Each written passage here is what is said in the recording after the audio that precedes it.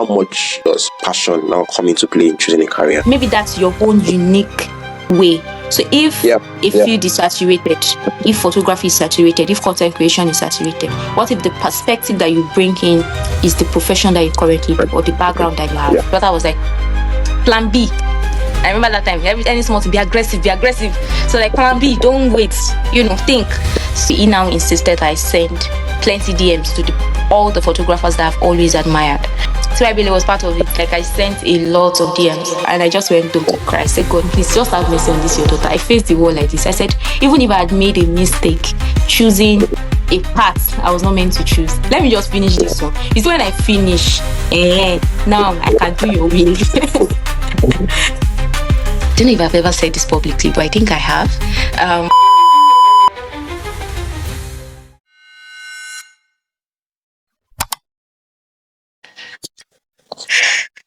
Thank you, Holy Spirit, for making this possible. At the end of the day, we appreciate you for this beautiful gift.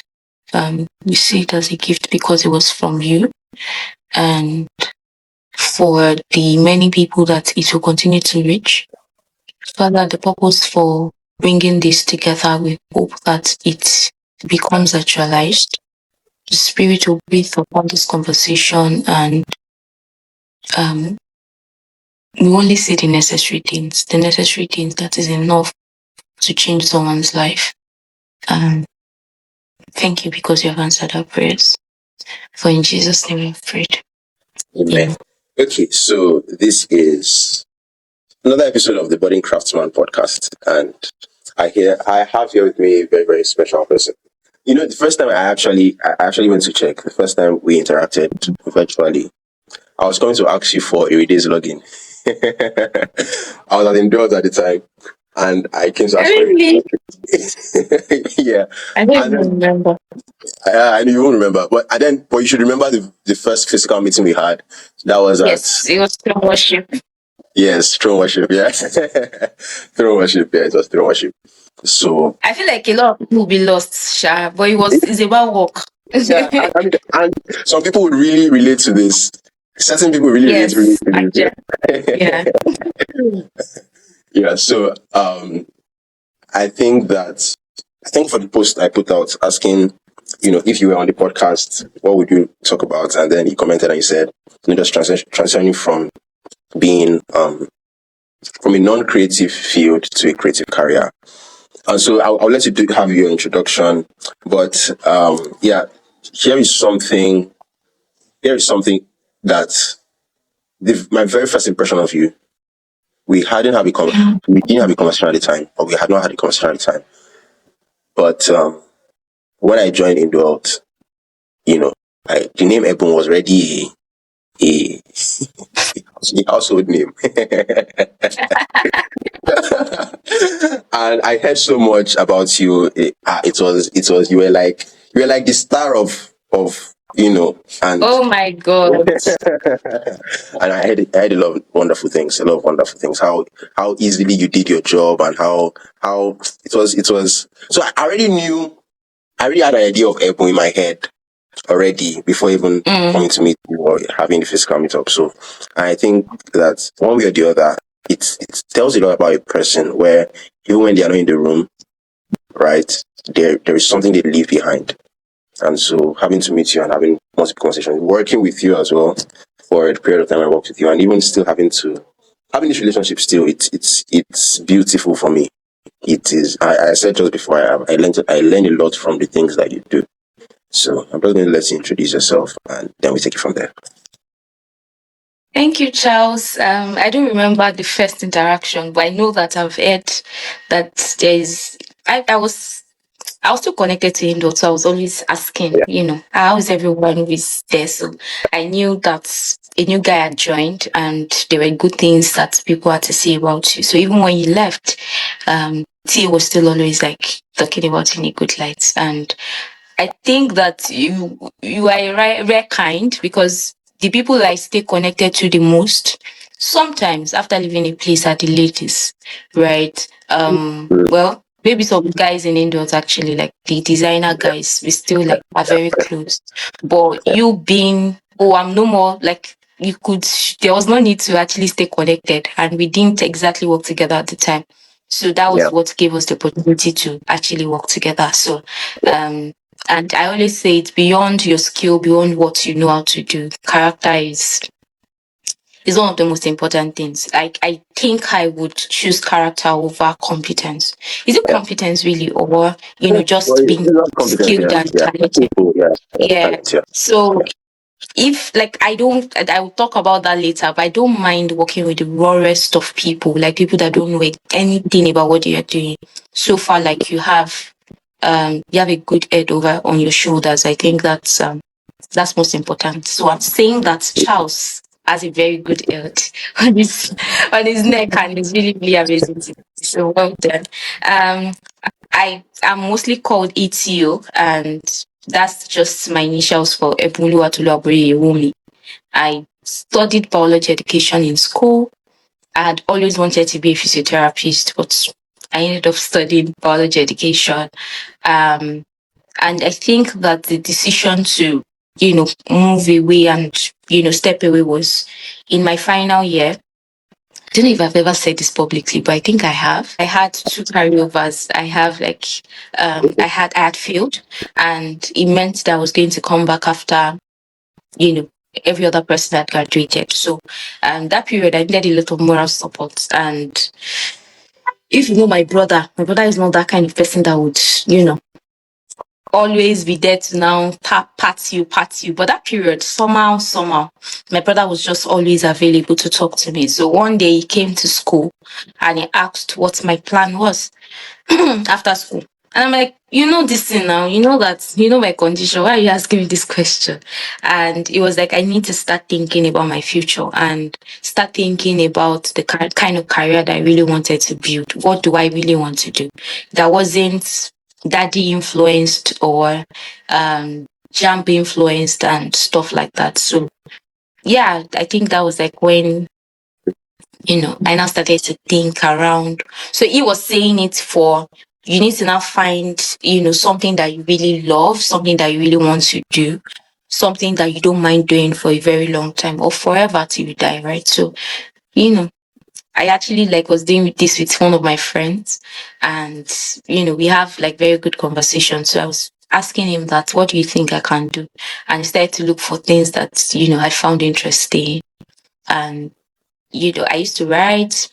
Sometimes I still do, but not now. It's more for work.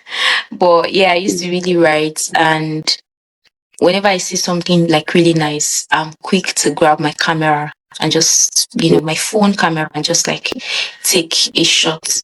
So that was when I started thinking, photography, writing, where does the balance come in? And very long story. This story is getting too long.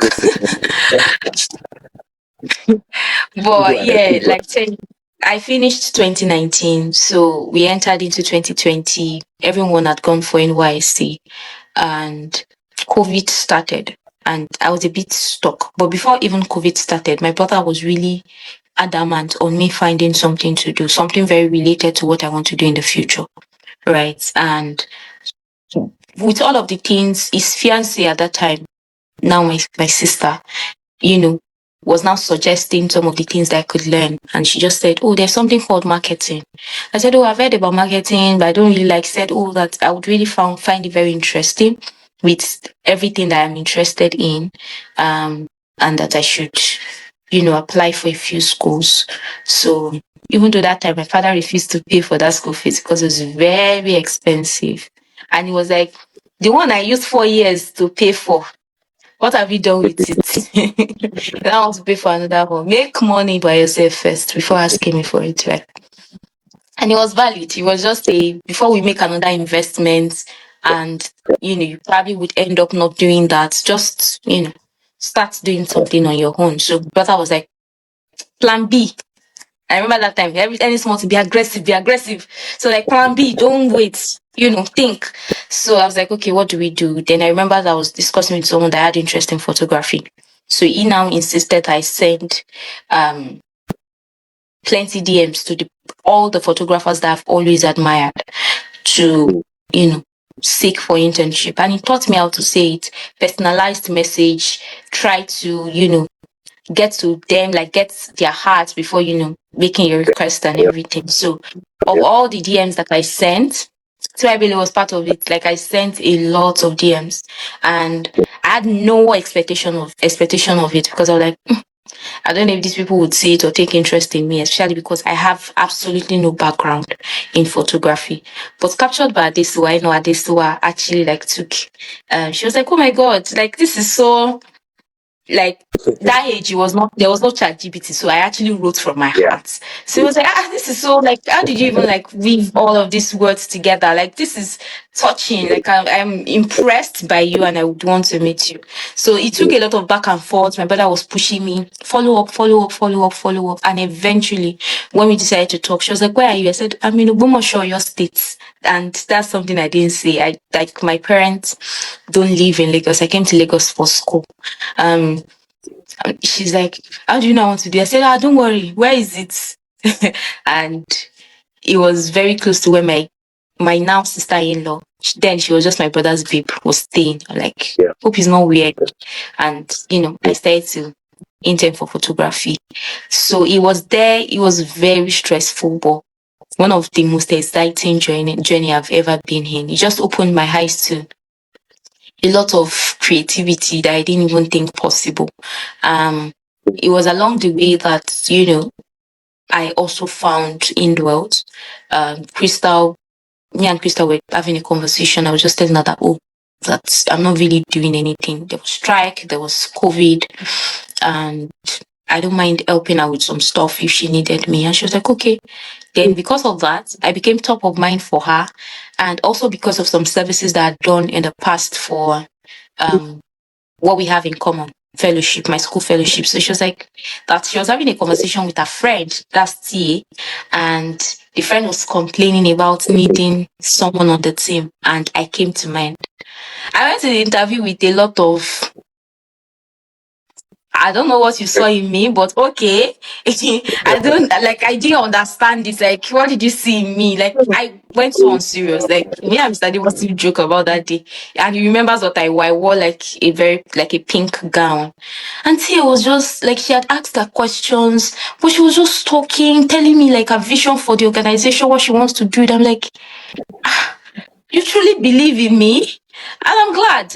I'm really, really glad someone gave me that chance, because I'm like, I don't have, like, the experiences that I had mentioned I had was just me volunteering to post for some people, take pictures and videos and put them together and put it on Instagram. And she went to check my page as well. She saw that I was writing. I'm like, what else did you see? And she gave me the job. And after 6 weeks, I was promoted. And for the first time ever, I actually did not feel, maybe not the first time ever, but I actually did not feel like a failure. I was in Crystal's office one of those days, and we're talking. I'm like, Mama, do you know what that I had carryover? Like, I'm not brilliant like that too. She was like, what do I mean? That she thinks I'm intelligent, that she didn't come out with the first class.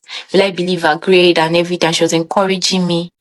And I just started crying that, wait, like, I actually came here and I'm doing this well. I'm doing it well enough to be promoted. I am not a failure. So that was when I decided that, okay, failing at one thing doesn't generally make you a failure. So I am grateful for that opportunity, because I don't think that I would have found, my way to the career that I now have, or I now build. That feeling you were asking me who I am, not my journey, but I think I mean, of course, who you are is shaped by your journey. So like I'm grateful, and it has given me it made me want to now give a lot of people that chance, right? Like, okay, let's say you don't even have an idea of this career, and you are just wondering, I'm waiting for NYSC, I'm waiting for admission, and you come to me, you have a soft spot. I have a soft spot for you.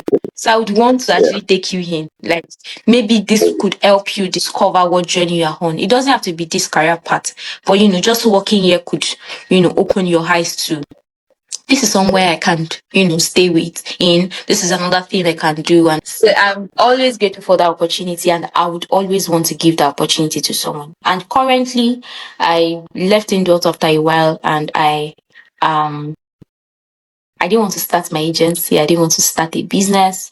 I just wanted to be a freelancer. So I was freelancing and just managing people's pages while determining. And this was something I knew from Indocs. I wanted to be something beyond the social media manager. So I was like, I don't want to be a social media manager. I was managing social media pages. And I did that for a while. Then later I was like, oh, let me work with a few guys and maybe take on few stuff.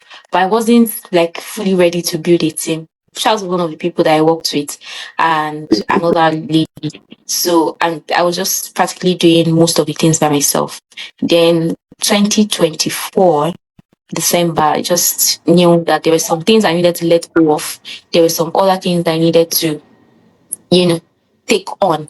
So I took the bold step and said, okay, now it's time, registered my business. I was done registering 2025 February. And by the time I'd, actually built a team, that's like one of the audacious things I've done, because the way I've overthought how to pay people's salary. But I now pay people's salary. I pay like 6, if not more than people's salary. And, I try to put like a bit of more structure into things and also sort it out. So now I run a brand strategy agency. So I'm a brand strategist. And we just like manage the communication and the positioning of brands from ideation sometimes to execution. And even if they don't come as a new brand, we try to help them find ways to be better perceived as a brand and also better positioned digitally. So yeah. That's ETO Creatives. That's ETO Creatives, yes. Amazing.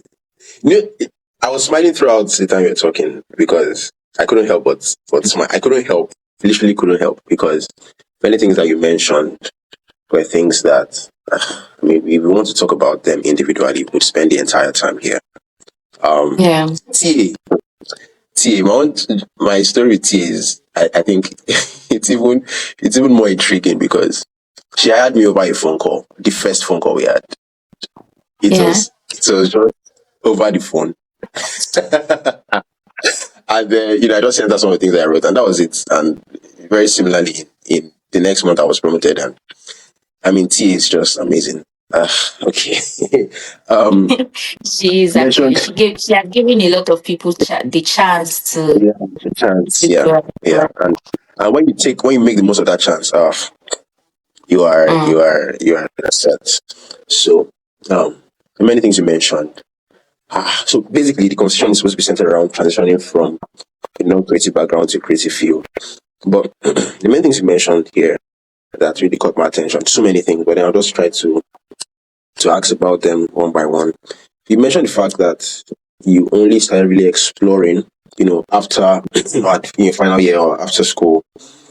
Now, what does that teach us? What does that tell us about, starting to explore early enough? All right, not putting all your eggs in one basket, just trying to find what you love and you're passionate about. And, how much does passion now come into play in choosing a career? Okay, so now I want to give birth to a child, and actually from when the child is very young, try to find things that the child loves, right? Yeah. And because I'm a person of faith, person of faith and person of spirit, try to be discerning enough to know where this child is going now, like direct the child, right? Yeah. So when I was in secondary school, I used to read a lot. Like one of my flatmates is my secondary school mate, and she was just telling other people that the books I read are always like this novels. Like I used to really read a lot. So my class teacher then saw me. I was in sciences, and she came to me and said, "See, I like you as a student. I don't mind you in my class, but I think you will do better in arts class." And I was like, "Ma, I'm good. I'm fine here. I really wanted to be a physiotherapist." And I was just wondering if someone had, I'd add a more compelling reason to actually like delve into the heart. Maybe early enough, I would have been able to nurture some of the things that I now know, right? And I now do. But I'm still grateful, no regrets. I remember, like, I was doing so badly in school then. Like when I now like entered the university, I was doing diploma. My father called me to say, "Oh, that we love you, and we wouldn't mind you coming back home now, and go back to SS2. I know you would do well, and just like study hard. We think you would excel better in it, right? Like you're not doing bad, but you need to do way better." And I was crying, I'm like, "Oh, go back. I can't. Till now, I hate going. Like, if you are giving me a choice to go back to my past and amend or go to the future, it's future I'm taking. I don't hold my past anything. Like I don't want to have anything to do with my past. Like nothing I want to really with it. So I'm like, no, I don't want to go back. And I just went home to cry. I said, "God, please just have mercy on this your daughter." I faced the world like this. I said, even if I had made a mistake choosing a path I was not meant to choose, let me just finish this one. You see, when I finish, now I can do your will. So I can do your will, but I had to, like, I'm glad I eventually found it, but I think that it would have been easier if, when I came to Lagos, I was hearing people say, oh, before they entered the senior secondary school, they had an opportunity to sit, to write exams, and it was based on where you were excelling at. Even if you were good in one particular area of subject, it was where you were excelling at that they would actually give you, they will let you go into. I'm like, if I was forced to do art, I would grudge a few times. And I mean, the decision to study sciences was not pressure of any kind, but it was because I was in a home full of not just science people, medical people. So every conversation we were having was related to medical classes. So my brother is a medical doctor, my mom is a nurse, my dad is a nurse. So that kind of environment formed, the way we think. And I think I got curious and I was asking a lot of my friends, why did you choose this course? And the answers were always baffling. One was studying mechanical engineering and it was like, I was fascinated with cars. I said, so now, do you still do cars? Like, now that you're studying mechanical engineering, I said, no, that's not like maybe refrigeration and everything that he has not like exactly interacted with cars as much as he thought.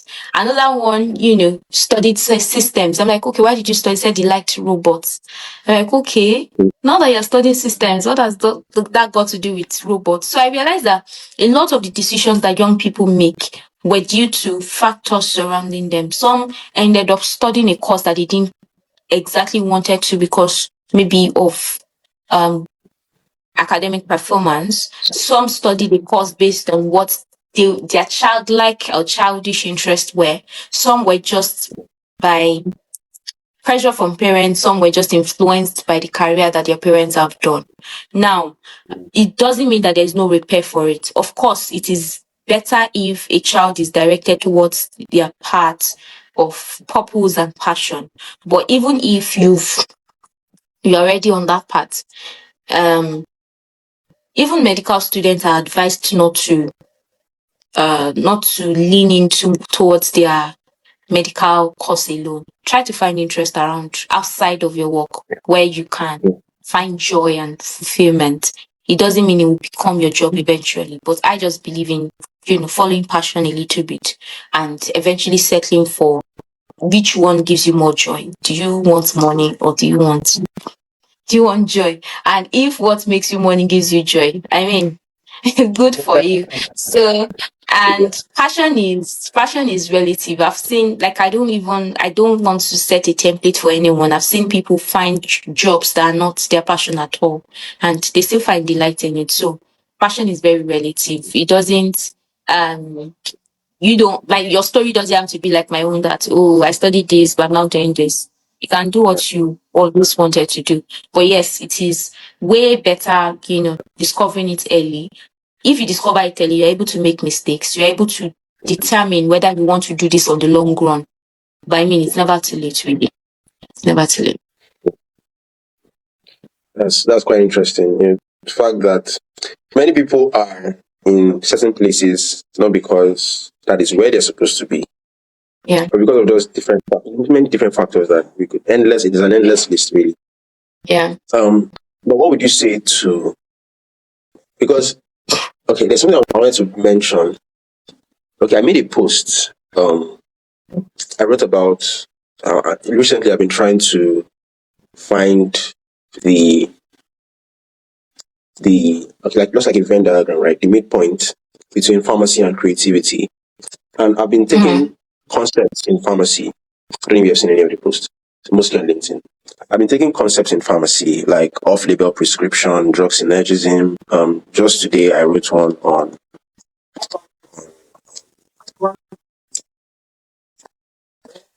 the receptor drug theory. I saw Basically, that. lock and okay, so that okay.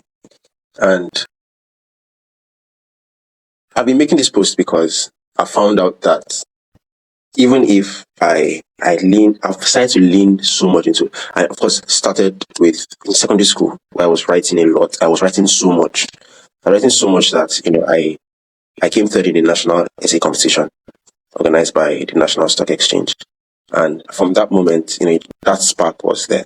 Me finding, I wrote something on drug synergism. So basically, it was about taking the combined effect of taking two drugs is much more than the individual effect of each drug. So if, for example, I can Really? carry, yeah. So you can see that with certain drugs. When I wrote that piece, it showed me something, right? So that even when you're in a non-scientific background, there is something that it does to you. There's something you learn from it. People say this a lot. When medical doctors enter another field, or when lawyers enter another field, there's a way that they approach it, right? Yeah. And so, if, for example, basically synergism is just basically if I can carry 100 pounds, you can carry 100 pounds. By the time two of us are able to carry one weight, we are going to carry 300 pounds. That's what it's about. Now, for someone I was really thinking about people that are already in situations where they're looking at themselves in these non-creative scientific fields or backgrounds or in school or whatever, and then they're like, what do I do now? You mentioned something about wanting to go back to SS2, and what came to my mind was, in order to study, in order to get into creativity or get into a creative field, you don't necessarily need school as an institution. You don't actually need to go to you just have to be in the four walls of a classroom, right? So you could learn these things online. You could get courses. I mean, funny thing is that even many scientific concepts or fields or whatever, you don't necessarily need to be in the four walls of school to learn them. Really? You don't. You don't. The materials are everywhere. Give me an example. Materials are everywhere. Okay, for example, Because I feel like the creativity sometimes, a lot of times, and this is the reason why I like it, is that you can learn on the job. Like I didn't go to school for what I currently do. It's now that I'm now trying to find some form of education, not to really but just to give me like an idea of how this is professionally taught, and also to position myself as okay, yes, I know what I'm doing. The certification will be good, but like sciences, I don't know, man. Now let me so let me give you this. One thing people don't realize is that for me, when I've studied, how science is being taught, especially it depends on the educational system too.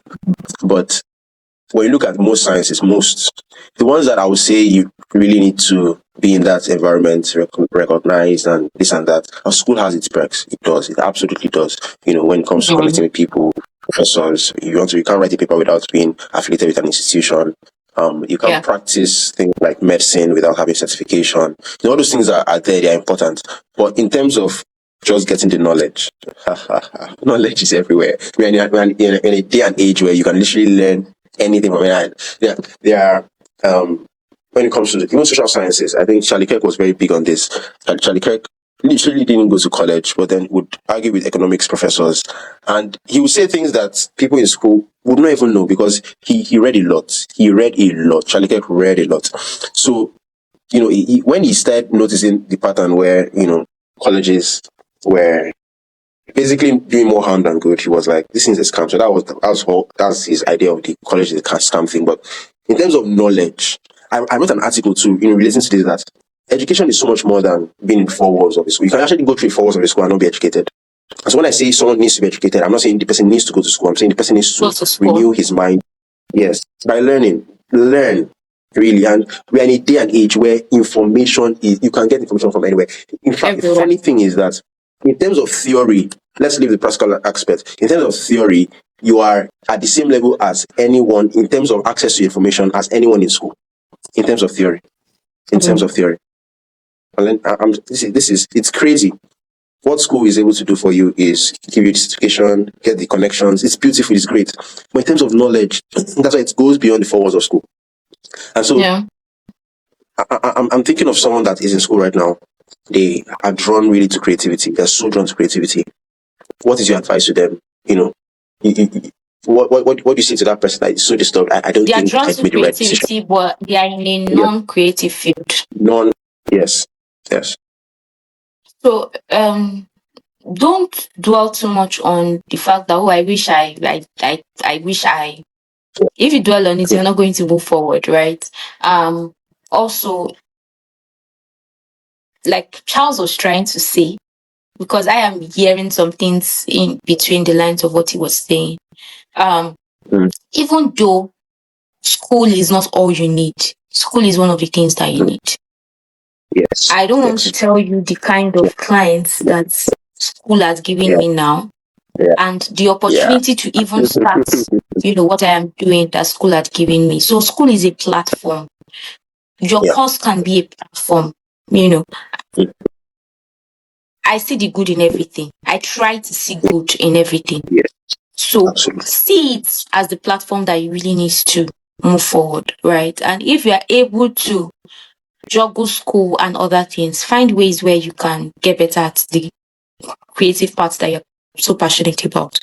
If there are creative events around your school that you want to get involved in, volunteer, if what you do very well is just creating content or, writing a piece about the event that you went for or happenings, just find ways to harness it and try to position yourself in this career path. So even if eventually you don't do what you want to do creatively, it's not a loss for you. It's still like an addition, right? But what if that's like what you need to actually like step up and you're waiting for, life to happen? I had to unlearn that. Like I like waiting for, okay, if I finish this school like this, I'm going to, oh my God, creative will see me and shake. No, don't wait for school to end before now venturing into what you really need to do. What can you do at the time where, like at the position, at the place where you are right now? What can you do to get to where you want to be? So I've given examples. Oh, I love photography, but I don't have the tool. You have your phone.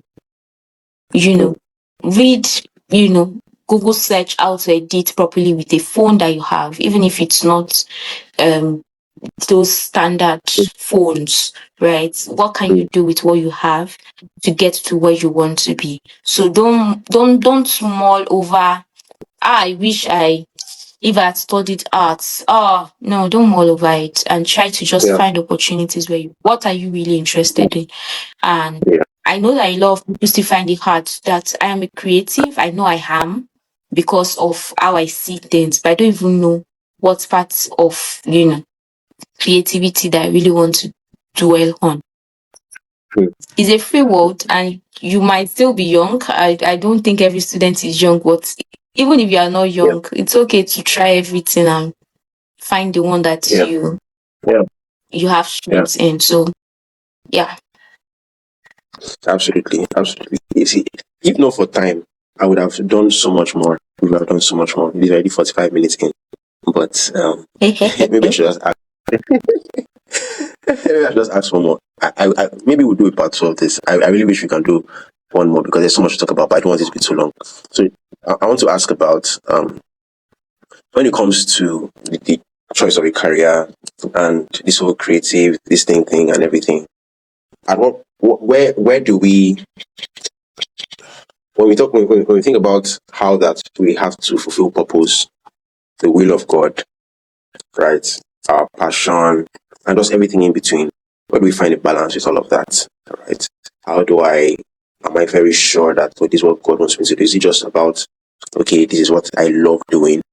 Or do I need to find a kind of purpose or kind of impact that this thing has, especially for people that they are very careful to not do something outside the will of God, right? So based on your experience, for example, right, going through school and everything, that's why you realize that I think this creativity thing is, and it has worked out beautifully for you. But at what point do we start to put that into consideration? Okay, so God speaks to us in very different ways, and you might know exactly what you need to do just by talking to God and God talking to you. But another way that I've come to learn that through hearing the word of God and also studying is that God puts desires in us, right? So those desires are what now drives you, but they're not from the devil and they're not your flesh. David, my pastor always says this. David, God did not tell David, go and fight Goliath. David, fight Goliath. Nope. He saw the problem. He saw how this man was blaspheming and mocking God and his people. And he was like, I'm going to fight this guy. Of course, he had the resume, but he knew in his heart that I'm going to fight this guy. And I don't know, there are so many instances in the Bible, especially from the Old Testament, where people are taking steps, and it's not necessarily because they had a burning bush experience like Moses, but they knew that this is a problem and I'm going to solve it. This is something I can do. This is something I need to do. So yes, there are some desires that you have in your heart that are from God, right? And of course, you don't want to waste your time doing something that is out of your purpose, right? So you can inquire and just try to really know if that thing is still God's will. Another tip is pray about that thing. Pray about it. So if the desire, when you are praying about it, the desire is increasing, then you know that you're on the right path. But if it is waning and you're feeling so much unrest and unsettlement, you might need to talk to someone. Another thing is that I've not emphasized it a lot, but I'm big on relationships. I'm big on not doing life alone. So instead of trying to figure it out by yourself, why not talk to a mentor? Why not talk to someone that's gone ahead of you? Look for people who have they've gone through this path or they're in that path, and talk to them and see if I venture into anything. I would find 3 people or 4 people, 5 people to just talk with. So even if I don't feel unrest in my spirit and I know that it's something I need to do, I still want to talk to someone about it. They will check, is this a right, whatever, but you can't go wrong in counsel. The Bible says that in the multitude of counsel, there is safety. So you are safe, just being counseled by people who are of the right mind and of God's mind. So yes.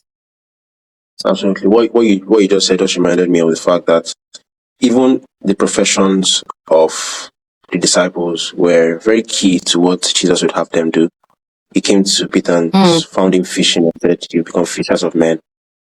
He found John mending his net, and then he ended up sending him to mend the churches in Asia. Right? Paul was a tent maker, and then he called himself the master builder, being apostolic, really building churches. So in the end, you should do something, and whatever you find doing, try to do it as to the best of your ability. And even within that, God can craft out a purpose. I think God is the greatest craftsman, right? And it's beautiful. I think even with creativity, he's the creator himself. And I always say this when it comes to creativity. I always ask creatives, are you really creating, or you're just weaving from what is already there? And that's what actually makes you a creative. That you're just crafting from existing things. Wow. I wish you could go on. It feels like I think what you just said now actually made me think about the fact that God still uses what we have in our hands. We didn't make ourselves. We didn't make the desires that we have. We didn't make we didn't try to. So if you really love something, I don't know if God will now say, why do you love that thing? And it's not a sin, right? Why do you love Yeah. photography? It's not my will, get out of Yeah. here, that kind of thing. So if you really love something, there is a likelihood that God puts it there in the first place. And if you Yeah. allow And him, then he's actually going to use it for the kind of yeah. impact that you want to make. Absolutely. Absolutely. So even if you find yourself in a field that you might feel you're not there by happenstance, it happened. You were Yeah. there so you could learn something. You can learn something from it. So why not just learn and use that to your advantage? It means that, for example, if you want to go into photography and probably you are doing political science, you'll probably be the only person with that, or very few people with Background. that perspective, that background. It's unique. And that is synergism there. I That's how like drugs medical synergism works. people that write. I like medical people that It's write cool. Yeah. because I feel Yeah. like it looks like an opposite that you can actually make very, similar, very attractive. So that's why I appreciate what you're doing with writing and taking stuff from, pharmacy and trying to see how you can. I think that's fantastic and a really good Thank thing. you so So much. even if you find yourself, what if that's the platform that you're going to use to get to where you want to go to? And maybe that's your own unique way. So if a field is saturated, if photography is saturated, if content creation is saturated, what if the perspective that you bring in is the profession that you currently do or the background that you have? Yeah. Absolutely. Absolutely. I wish we could do so much. I really hope we do another episode. This is 53 minutes. It didn't feel like 53 minutes. This is almost an hour. It didn't feel like that at all. It didn't feel like that. So this was so beautiful. And I'm glad that we both even learned, even within the conversation, to show that this conversation is beyond what's going to be put. It's really, it's amazing. And this is the Budding Craftsman podcast. This is the DNA of the Budding Craftsman podcast. Really just having beautiful conversations and just enjoying ourselves, really. So thank you so much, Ebun. Thank you, ETO, for doing this with me. Charles, for having me. I'm really grateful. I'm so proud of what you're doing here, and I just look forward to it being bigger than this. Thank you so much. Thank you. So thank you. Thank you. I'm so grateful. So it's a wrap. Right. Thank you. Thank you.